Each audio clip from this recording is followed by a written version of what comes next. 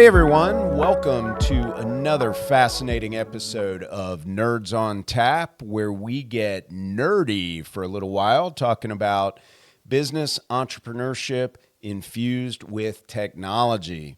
Today, we're going to talk about AI, the present and the future. But to understand where AI is in its current form and where it's going in 5 years, you need to understand this isn't new. It didn't just pop up with OpenAI a couple years ago. AI has been around since the 50s. It started with Alan Turing and the Turing test and the idea of machine intelligence. And then in the 60s, the first chatbot actually appeared, Eliza. In the 80s, businesses invested heavily in AI systems that followed hard-coded rules. 90s, machine learning emerged. The 2000s, big data and better hardware enabled the environment that we know today. And then in the 2010s, deep learning revolution, neural networks achieved breakthroughs in vision, translation, and speech. 2020s, generative AI, the AI that we know.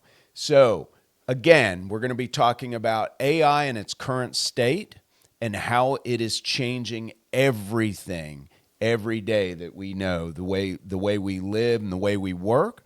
And then we'll talk about our ideas of where AI might end up in 5 years and maybe beyond that. Today, we have a special guest. He's been on the show before, Mr. Jimmy Guest. Welcome to the show, Jimmy. Well, thank you, Tim. Why don't you tell us a little bit about yourself? Well, my name is Jimmy Guest.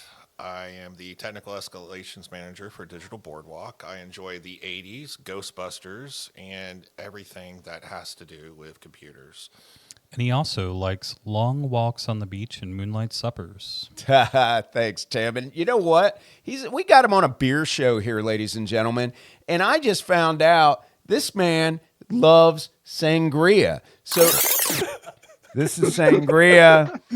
Jimmy's on the show, and he drinks sangria. And this is sangria, and I just took a big old sip of it. It's good. Yeah, it is good. It's good. It is good. Yeah, it's good. It's a little... I'm sure the ladies like it. Jimmy. Jimmy. It's good. It's a little too late for me to go out and find some sangria.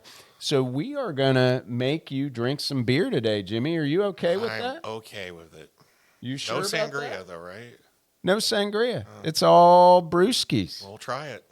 All right. It will put hair on your chest, sir. That's what my dad used to tell me. Does he need more hair on his chest? I don't think he needs any more hair on his chest. Where- Welcome to the show, man. Thank you, Glad to sir. have you back. He's up here from sunny Lakeland, Florida. Warm Lakeland, Florida. It's cold up here. So our first segment is the state of AI in 2025. Useful, overhyped, or both? Jimmy, what do you think?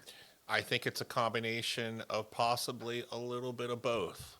And the reason why I say that is 90% of it is useful in the day-to-day age of what we're doing, especially in the fact of new things where Microsoft is doing things. It helps you do calculations and things that you couldn't normally do in a quick situation. I think where the overhype comes a little bit is the fear of AI. The fear of AI to where it's going to take over the world or it's going to do like that. I think when people understand it a little bit better, I think more things could happen. Well, like, let's just take your job, for instance. Is it going to replace your job, or has it made your job, made my job easier to do? Easier. So if people start understanding how that's going to be with making people's jobs easier, that's going to set the future of AI into where this technology goes. So triage. Triage. So we battled with triage automation for years. We hired multiple people, brought them in to triage dispatch and bring it over to you.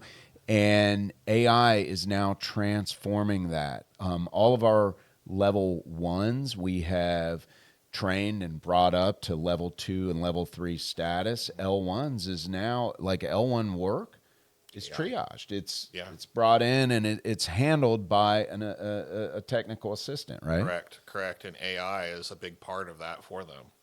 AI has been a catalyst for a lot of things in the technology industry that are coming forward. Do you think in regards to AI with your job and what you've seen with your other engineers, has it improved clarity and tone? Sure. Or just the sound? Sure. Does it just sound overly polite? I mean, what? I mean, it doesn't really sound overly polite, but it gives the advantage if you know the right things to ask it and the right things to go with it. It goes with the old expression, you only get what you put in.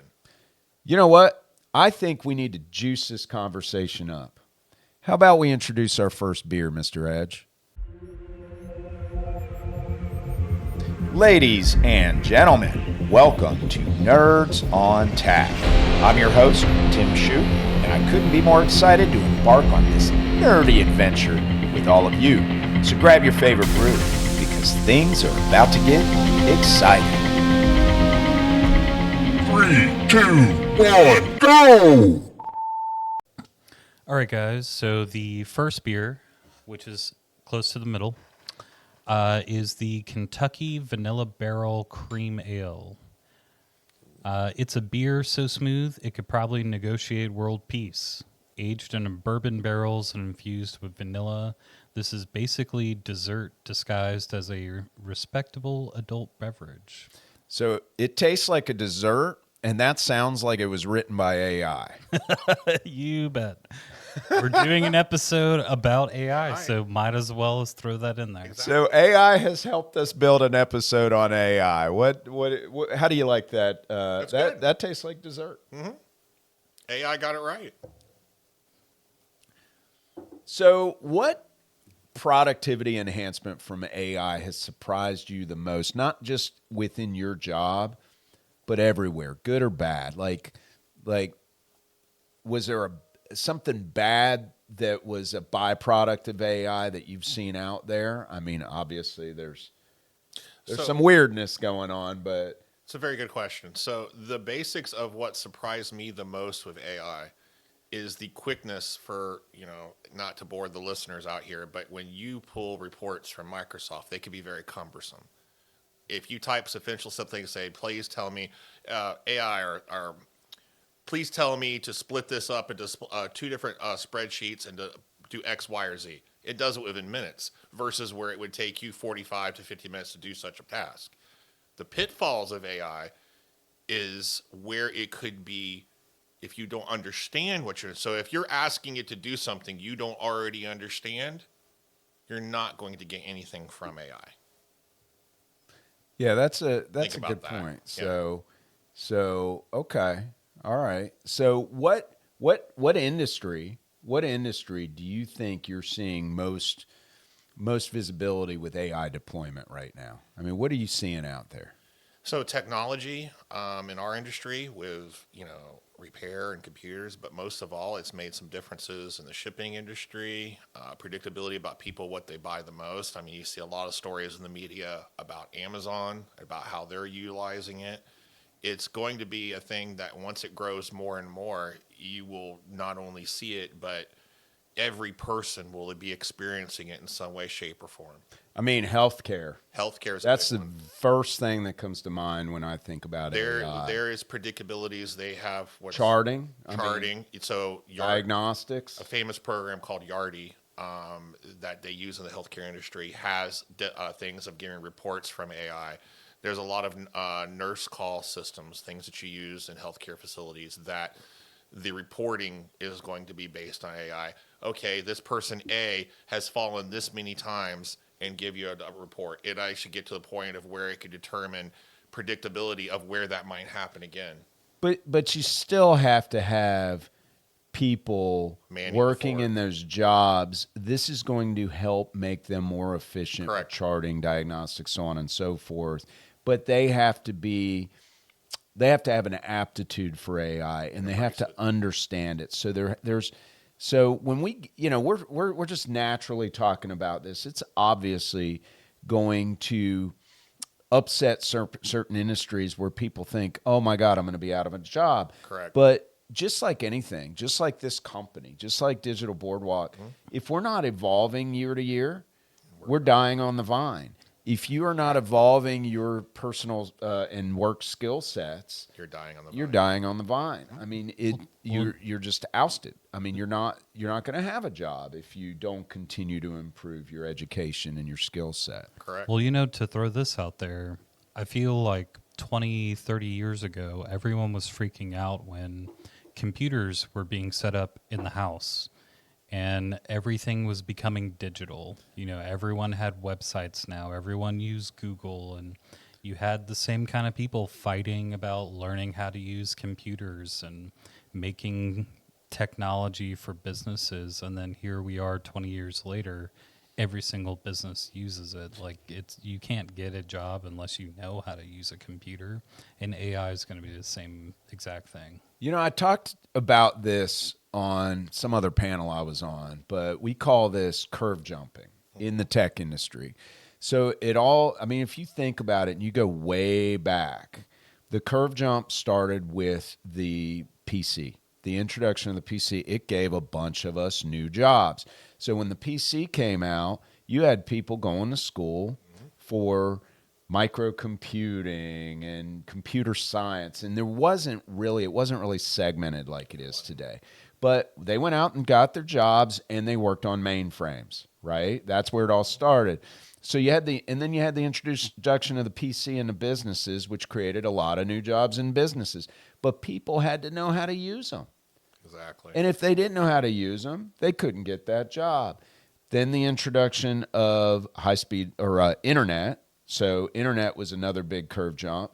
I mean, that created endless opportunities for all kinds of people. So there were new jobs being created during each one of these technical cycles. And the people that didn't evolve their own skill sets, they were out of jobs. And the final one before AI was bandwidth. When bandwidth came about, oh my goodness, cloud came about. I mean, when you have bandwidth, you have cloud and you have streaming. I mean, look at just Xbox. Look at Xbox and PlayStation and Nintendo. And I mean, not even just those three, but just going on. I think Netflix has their own gaming network now. Amazon. As long as you have a controller, you Bluetooth it to the TV. It's all streaming. Well, and also don't forget about the invention of the cell phone. Like, it was crazy to think people had a telephone inside their car, let alone in their pocket, with more power than computers back then. Like, it's ridiculous the amount of things you can do with your phone. There's some people, they do their entire job from their cell phone. They don't even have a computer anymore. Edge, the first business that I started, I ran on literally a laptop not even a laptop because I couldn't afford one. But they were thousands of dollars back then. But I did somehow buy this massive cell phone. And I used to sit on the beach under an umbrella with this massive cell phone and put orders in for computer stuff that I was having imported hardware, and I resold it here in the States. But I spent my entire day on the beach ordering and then building these computers for people way back in the day. But it was the size of my Well, I wouldn't say it was. I'd say it was 2/3 of the size of the length of this laptop that's sitting in front of me now. So Whole transmitter case here. let's talk about a couple others because I want to bounce this around to you guys. Marketing, ad copy, go. For AI, Yeah, of course. That's what the whole thing's marketing about. and AI will definitely. It already is, right? I mean, it is. I mean, you could tell it to ask. You can ask it to develop a spreadsheet of what you're looking for in the commonly used, locations in a certain site to give you a report. It already is going through there. But is it? It's But gonna is get it better. going to eliminate copywriters? No, No. Why? because they're still going to need to be there to begin with. But when I write copy Right. using ChatGPT Right. or Copilot, same thing. Copilot, yeah. And then you write copy for the same topic with ChatGPT, and we compare notes. Are they going to look pretty similar? I would think so. If you have the same input, you're going to get The same a similar output. Right. But it is going to learn over time. This is what I know about AI. It is only going to know It is only going to be as But you smart as what has historically been put out there. And I'm gonna pull this from the movie the Internship, where Vince Vaughn and they get the job as Google. interns at Google. You know, when you put it out there on the line, historically, anything that's been put out there on the line, that's as smart as AI can be. Correct. Otherwise, you're going to get hallucinations. Correct. And hallucinations are what you don't want. I mean, and you can tell when sometimes you can tell if it's hallucinating. But if it gets bad information, that's as smart as it is. It's going to, so don't believe everything. And that's why right now as an educational tool for kids, and that's why teachers don't want them to use it. Obviously, they want them to learn. But, and this kind of goes into the 5 years from now thing.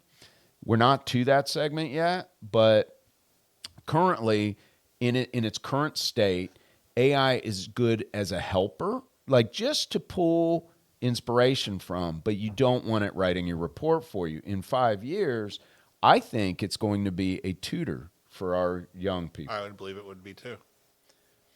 Cybersecurity, go. Oh, cybersecurity. You've already got stuff in the news where, was it a China-based group that conduct hackings with AI? Did you see that one? Yeah. Yeah, that was kind of crazy. But yeah, that's gonna blow up the cybersecurity field. I firmly believe it. Another cybersecurity is social engineering with AI. You know, just a year ago, bad actors were able to record your voice through a scam call. Oh, and yeah. then run that through AI and call people that you're connected to, like your relatives or your loved ones or your friends or coworkers. Oh, yeah. Acting That was a as big one. you. Yeah. Yeah. That's another one on top of all of the fake online shopping scams. That's all AI generated products. Or the video. I'm glad you brought that up. And that's not on my list, but phishing scams. One. So I get them, and this is funny because as you know, growing up in cybersecurity and IT, I'm really quick to recognize when I get a phishing scam coming through on email. It usually ends up in my quarantine every now and they get through. But lately, specifically the past 3 or 4 months, I've been getting ones that look so well written and perfect that if I didn't look at the header, I would have clicked on it, similar to a guy I know named Devin Brown, but that's a whole other story.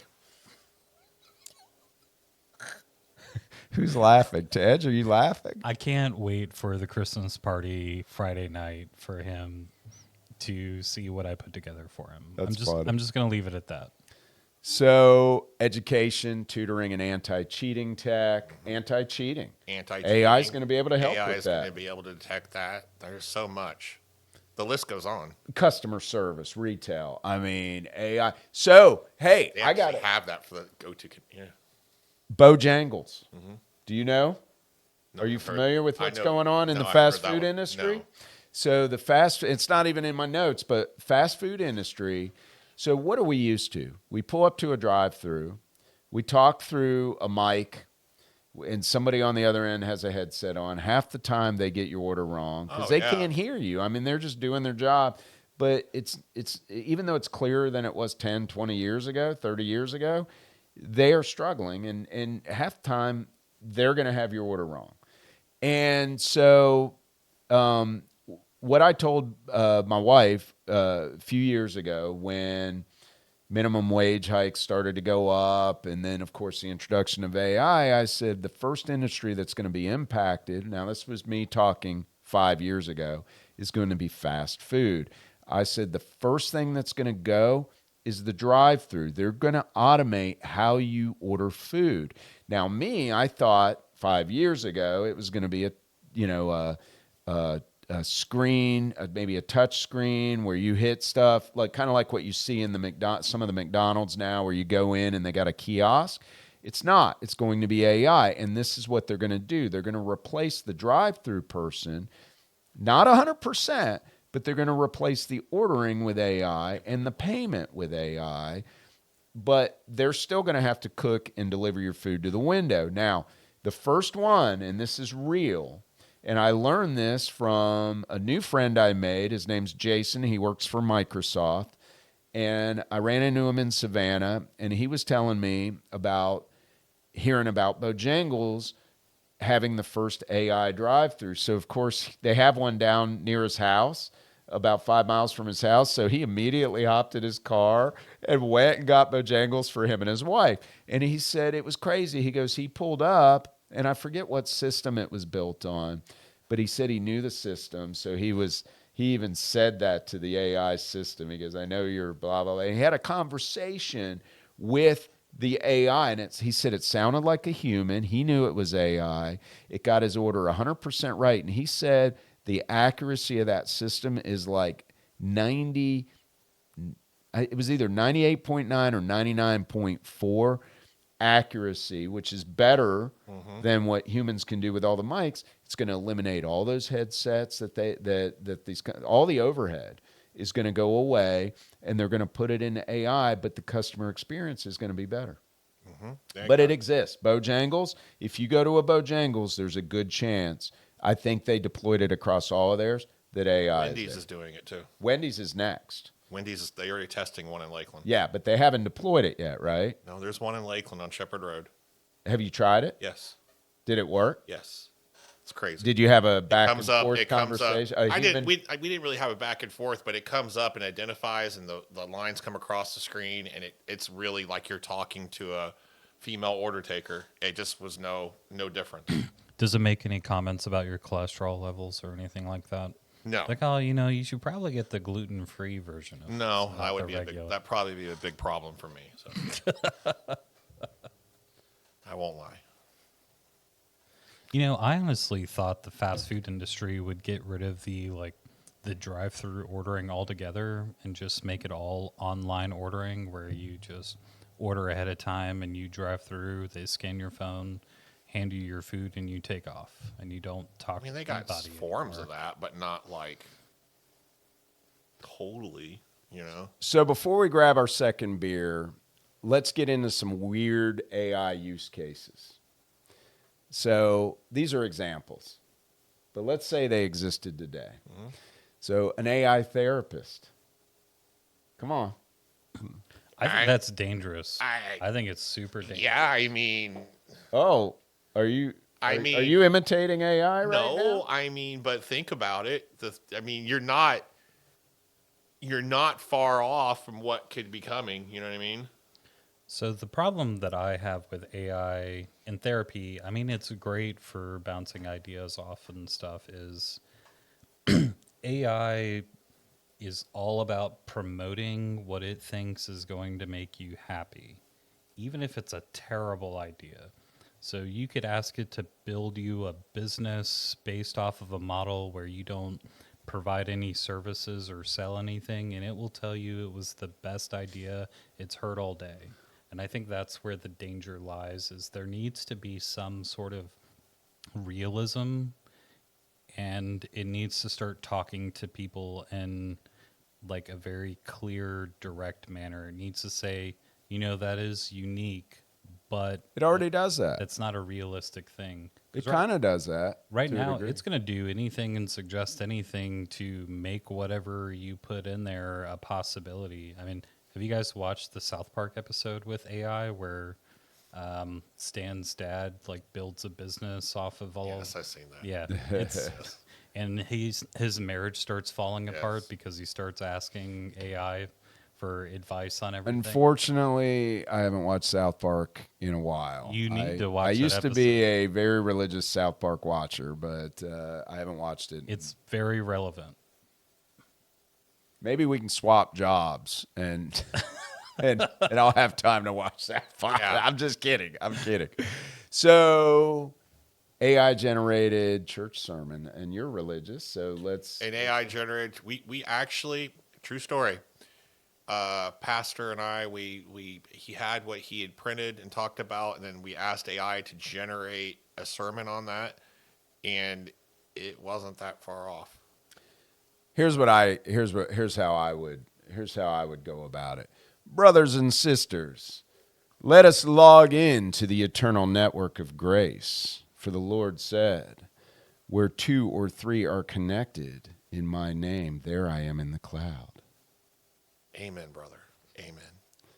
You can't access the faith is like a password. You can't access the blessings without the right credentials. And no, 1, 2, 3 Jesus is not secure. Take it to the preacher there, sir. Come on, give it back to me. That sounds so AI generated. So AI relationships, go. AI really, but guys, I can't wrap my head around that. But I mean, 2 AIs meet on a dating algorithm. One says, "You had me at people in this world. you had me at Hello World."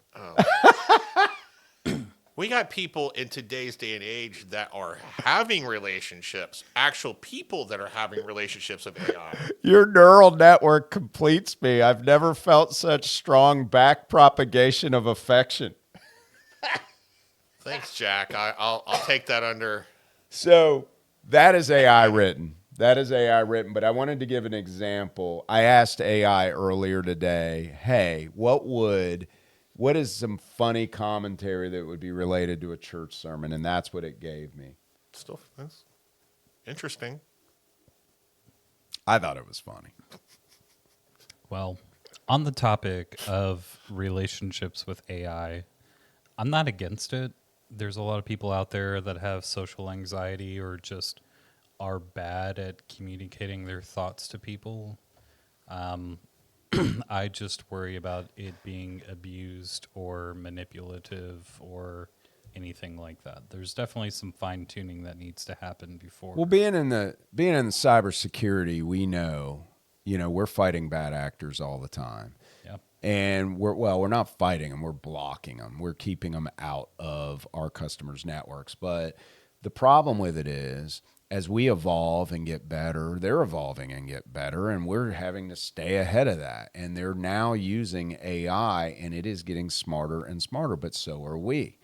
But it is getting, it's becoming a thing. So before we have our next beer, because I am thirsty, here's the last funny one. AI planning your dog's birthday party. Jimmy, go.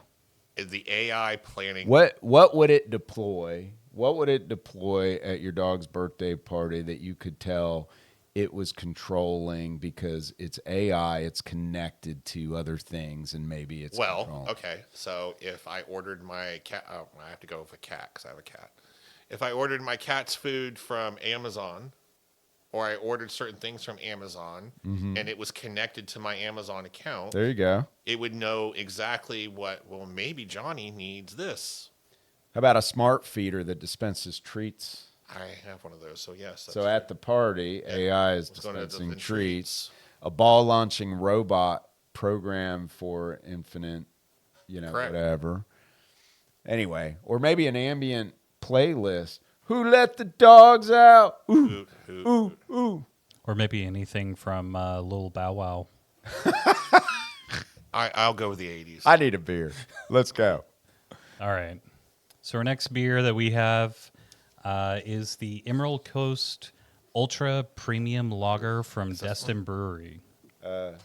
Working for me. It's crisp, beachy glory. We've got this beer from the Destin Brewery. This is the kind of beer you drink when you want refreshing, but also want to pretend you know things about crafting and brewing. That's good. It's got a good snap to it. It leaves a nice. Maybe we should ask AI because I sound like a blubbering idiot right now. Ask AI about it. So let's talk about AI in 5 years, guys. In 5 years, does AI kind of like electricity, kind of like Wi-Fi, kind of like the internet, having PCs, having phones in our pockets, all that's become normal. All of it's become normal. So does AI become so normal that people stop even talking about it? I think so. I think it will. It'll become, like you said, having a phone in your pocket. It's going to become the norm. It'll be what part of. There's so many philosophical and things going back and forth right now on it. It could be back and forth. I mean, I think it's going to be just like you have, your phone. It's going to be a part of you. So is it okay, Tim?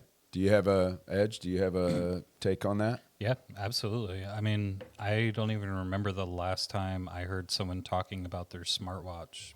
Like, that was a hot thing just a couple years ago, and everyone had to have one, and then now no one ever talks about it. We just know they have it, and they use it, and that's that. I think AI is going to be the same thing. Right now, it's very prominent. People are very in your face about detecting what's been AI generated and what hasn't and all this kind of stuff.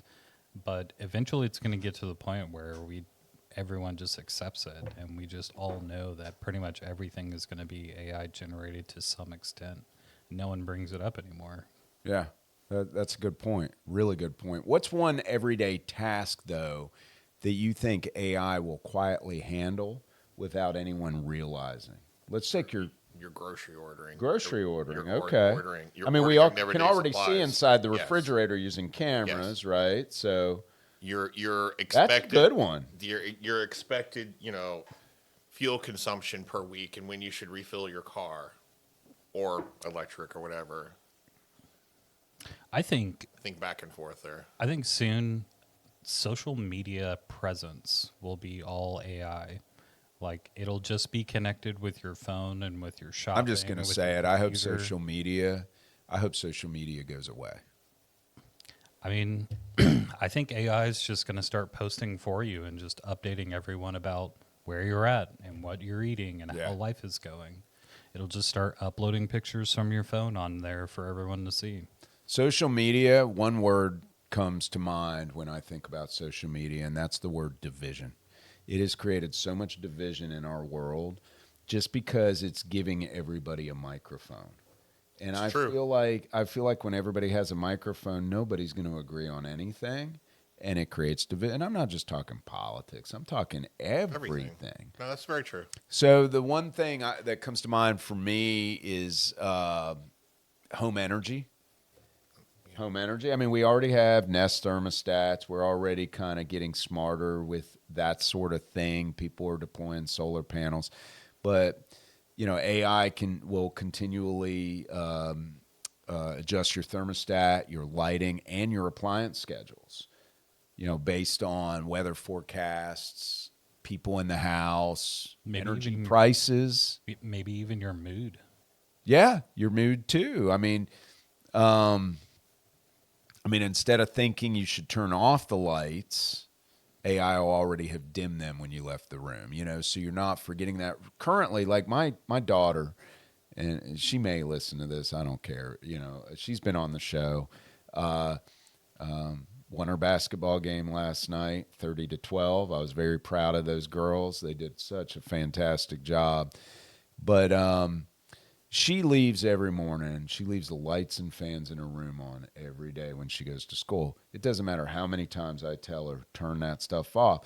So I had to put smart switches and smart plugs in her room just so it would shut everything off, knowing she'd be at school. Like after she leaves, all that stuff shuts off automatically because I got tired of turning it off. Predictive maintenance is another thing that comes into mind with that. I mean, I forget to pour bleach down the drain for my AC and stuff like that. I mean, it'll maybe detect early signs of appliance issues. Cars, schedule repairs before you even know something's wrong. Yep. And then, of course, syncing with your calendar and your habits. Warming the house before you wake up, cooling it when it's already doing that. Yeah, but the rental car we brought up here will actually tell you you're coming to a toll plaza. That's cool. I'd like to see AI integration with finances, like having it automatically pay my bills and also understand budget restraints and plan, Doing a lot. groceries, all that, everything automatically. So it just kind of gives me whatever substance. It's where it's I going need to. and There's stuff. a lot of the budgeting stuff already. So what's the first thing your personal AI agent would take off your plate tomorrow if it could?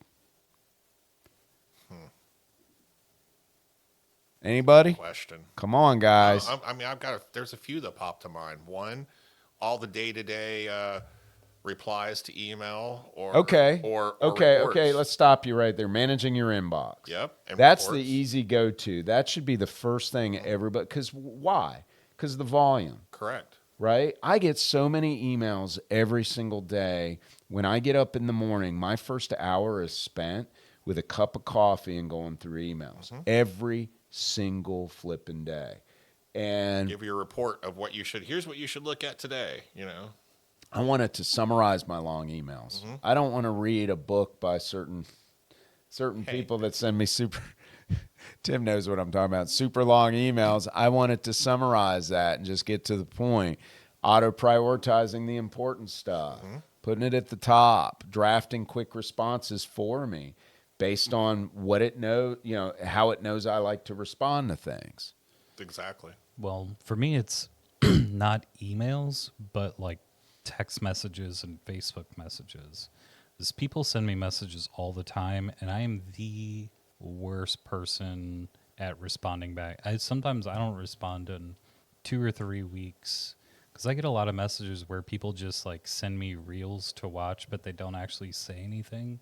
So I never even open it because there's, it's nothing important. There's nothing personal. You reply to me. Yeah, but it's all about work. You don't just text me to ask me how, the band's going. Sometimes I do. Okay. How's the band going? I'm going to go see That's him. good. I'm going to see him in a couple weeks. Well, Well, glad the we had band's going practice. good. We practiced last night. We're in the middle of recording a brand new song, and we got a show in 2 weeks. And what am I going to do when I'm at your show? Gonna get drunk and mosh. That's Yeah. not. What did I tell you the other night? What am I going to do at your show? You're gonna stand at the front of the stage and fanboy. And fanboy. That's not what I said. I told him I'm going to heckle him. There's a difference between fanboy and heckling. Come on, man. So are you going to trust your AI agent more than humans in 5 years? I think it'll become to that, yes. Oh, not the answer I was thinking. I think that the paradigm of Skynet is always watching you will dissolve, even though James Cameron did his best to try to make people do like that in the 80s. I think that paradigm will slowly dissolve, and that will become the norm. You know what makes me laugh is some famous guy once said you won't need more than 640K in your computer. Do you remember who that guy was and when he said it? I don't remember the total. I think that Bill was Gates. It was Bill Gates, and I it was was gonna say probably Steve back Jobs. in the early 80s. I was going to say Jobs, but then Maybe I no, Apple. 640K. That would have maybe been It was late 80s, yeah, early it 90s. was. You won't need more than 640K. But that was before anybody envisioned what we're seeing now in The the real size world. of machines you need to power all this stuff will get smaller and smaller over time goes by. So, Edge, you brought up a good point earlier when you were talking about stuff. You were talking about, I think it was related to AI ethics. So the biggest thing, and I was bashing on social media. I would love for it to be regulated. It's not. I don't care. They're anywhere. You just have It's to the follow the truth. money. You just follow the money, and it's never going to change. It's the truth. But AI ethics and regulation is going to evolve faster, I think, than any AI is going to evolve faster than any previous tech. I think we know that. But the regulation is going to follow with it. So what's the biggest ethical issue with AI we still won't have solved in 5 years? And that's a tough question. But, because we're trying to see into the future. What do you think it's going to be? I'm half and half. There's already stories of people talking about how to commit deadly acts or something like that, and AI was telling them on one of the ChatGPT models. So I'm half and half thinking that they will get through that, or they will let it go through. I don't know. I think there's a lot of things that they could talk about and change, but Again, it depends on how it goes in the next few before you can make a judgment in 5. I don't think they're going to solve the deep fake issue. There you go. Now that's there you go. Good point. That's there. the one. That's an awesome one. That yeah. Yeah. So get That's into bad. it. Get into it, Edge. So I mean, they've been doing a good job with, adding the like banners across that say that this has been AI generated, and I mean that might help, but there's not going to be stopping it. People are going to do deep fake videos, whether it's about pornography or politics or terrorism or propaganda or anything like that.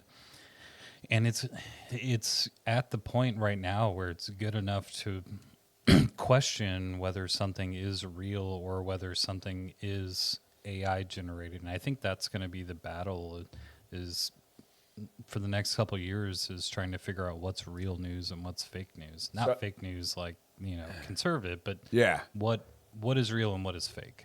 I think I'm going to go out on the edge here and talk about something that's uncomfortable. But we experience societal inequalities across a lot of stuff, right? And AI systems learn from historical data. So when you have societal inequalities that go back hundreds of years, and AI is learning from historical data, that means that hiring tools, credit scoring systems, facial recognition, so can perpetuate discrimination, right, against marginalized groups. So bias hides behind the facade of technological neutrality, right? Correct. So unlike human decisions, I think AI decisions, think about it. AI decisions occur in black box models, right? Correct. Right? So it's going to make it hard to detect or explain unfair outcomes. And you're already seeing, I forget what the percentage of differential between with facial recognition where it identifies what Caucasians, versus African Americans and other races. Again, our world is tilted a little bit because of AI. Not a little bit. It's still, there's a margin there. And, I'm hoping they get it right. I'm hoping they get it right. But I think, and I think one day we're going to solve this stupidity. But I think that overall, in the near future, and when I say near future, 5 years, I think that we're still going to have these inequalities, and I think AI might exasperate them. Well, look at all the stuff on TikTok. If you ever look at anything, 90% of it's AI. There's a ton. Edge, anything to add?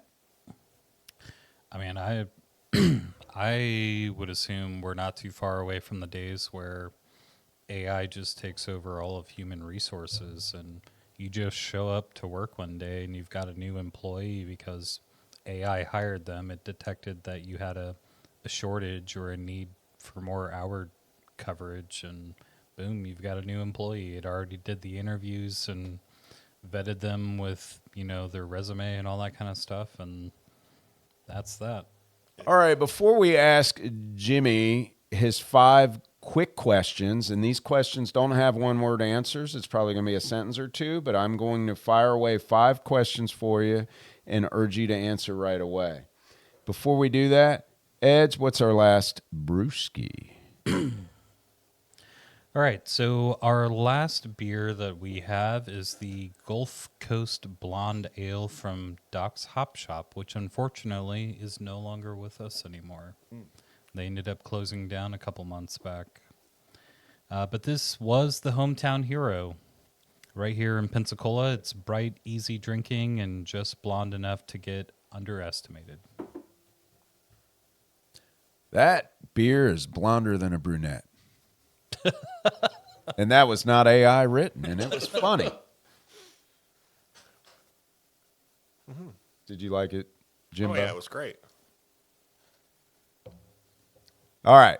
Here go our questions. Ladies and gentlemen, I'm going to fire these away at Mr. Jimmy Guest, and we're going to see how quick he can respond and what crazy answers he's going to give us.